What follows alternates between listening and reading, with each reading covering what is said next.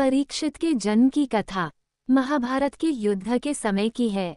जब द्रौपदी को इस बात की जानकारी मिली कि अश्वत्थामा ने उसके 5 बेटों की हत्या कर दी है तो उसने अनशन करने की ठान ली। द्रौपदी ने प्रण लिया कि वह अपना अनशन तभी तोड़ेगी जब तक कि अश्वत्थामा के सिर पर लगी मणि उसे नहीं मिल जाती। जब अर्जुन को इसकी जानकारी मिली तो वे अश्वत्थामा से युद्ध करने निकल गए। दोनों के बीच भयंकर युद्ध शुरू हो गया। अर्जुन को मौत के घाट उतारने के लिए अश्वत्थामा ने अपना ब्रह्मास्त्र निकाला। ये देख अर्जुन ने भी अपना बचाव करने के लिए ब्रह्मास्त्र का प्रयोग किया। तभी वहां नारद और ऋषि व्यास पहुंचे और उन्होंने ब्रह्मास्त्र का इस्तेमाल करने से मना किया।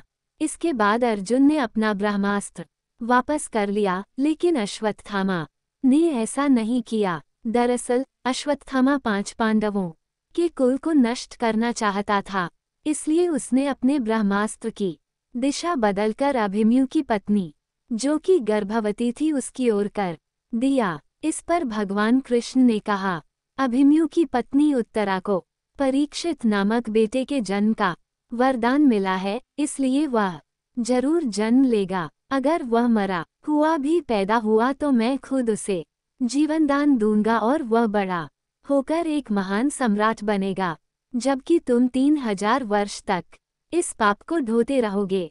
साथ ही हमेशा तुम्हारे खून से बदबू आते रहेगी और वह ऐसे ही बहता रहेगा।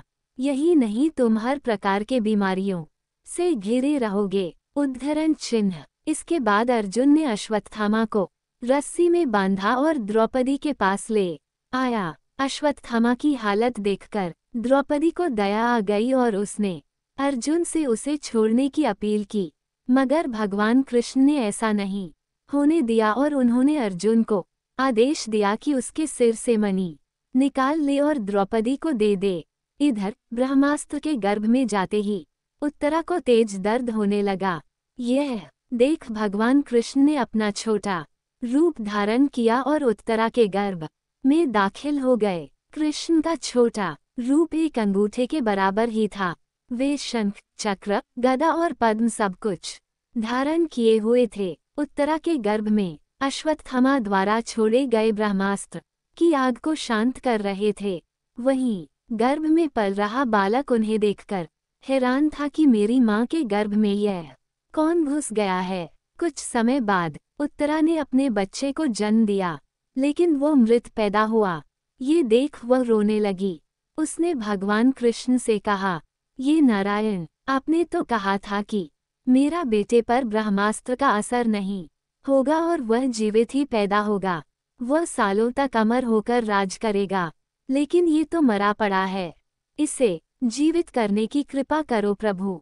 उत्तरा की बात सुनकर भगवान कृष्ण तुरंत प्रसूति गृह में प्रवेश किया और कहा, हे पुत्री, तुम दुखी न हो, तुम्हारा बेटा जरूर जीवित होगा। मैंने खुद इसके जीवन की रक्षा की है। इसके बाद कृष्ण भगवान ने मृत बालक पर अमृतमय नजरें डाली और कहा, अगर मैंने जीवन में कभी झूठ का साथ नहीं दिया है और हमेशा ब्रह्मचर्य के नियमों का पालन किया है, कभी किसी लड़ाई में अपनी पीठ नहीं दिखाई है, नहीं कभी अधर्म का साथ दिया है, को अभी इसी समय अभिमन्यु का ये पुत्र जो मरा पड़ा है वह जीवित हो जाए। इतना कहने के बाद कृष्ण ने जब उस मृत बालक पर अपना हाथ डाला तो वह जीवित हो गया और रोने लगा। इसके बाद भगवान कृष्ण ने ब्रह्मास्त्र को वापस ब्रह्मलोक भेज दिया। ये चमत्कार देख सभी स्त्रियां आश्चर्यचकित हो गई। इसके बाद भगवान कृष्ण ने अभिमन्यु के पुत्र का नाम परीक्षित रखा। इसके पीछे का कारण था कि वह बालक कुरुकुल के नाश होने पर जन्मा था। वहीं जब युधिष्ठिर वापस आए और उन्हें बालक के जन्म के बारे में पता चला तो वे भी खुशी से झूम उठे। इस खुशी में उन्होंने हाथी, घोड़े, अन्न, गाय आदि दान दिए। इसके बाद उन्होंने ज्योतिष को बुलाया और बच्चे के भविष्य की जानकारी ली।